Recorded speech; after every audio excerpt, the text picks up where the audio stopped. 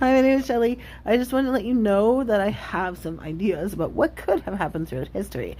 One of the things is what actually did happen was the world was actually split up into three parts. I think around the 34th century. I'm not really sure. So it was divvied up into Europe, Asia, and Libya. So all of those places, those all throughout the world, it was divvied up. So anybody who thinks that a land was discovered, I would say check again. So yeah, but you know what? They had a lot. The ones who divvied this up, you're looking at possibly kings or whatnot. Um, they had, of course, all the resources. They were in charge of everything. They were learning a lot from each other. Lots of communication between all these three factions of what was happening. I mean, you're looking at communicating about what resources they have in each and every different land. I mean, I think you're looking at friendships.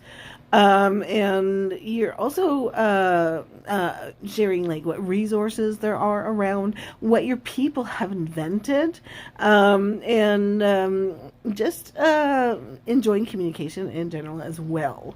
This seems to have progressed. I do think people were very, very greedy. And as much as anybody would like to try and deal with that kind of thing with a huge population, as population gets bigger, eventually you simply can't. They're going to be stealing from you. They're going to be befriending you, and they're not really your friends. They're going to be demanding things out of you. They're going to be basically a pain in the butt. If you want to live your life that way, then good for you. I'm sure I can send a whole ton of people your way. Make sure you got lots of resources for them. But otherwise, I think that it just got to the point where it was just like, you know what? You guys aren't going to take care of yourselves? Okay, no problem.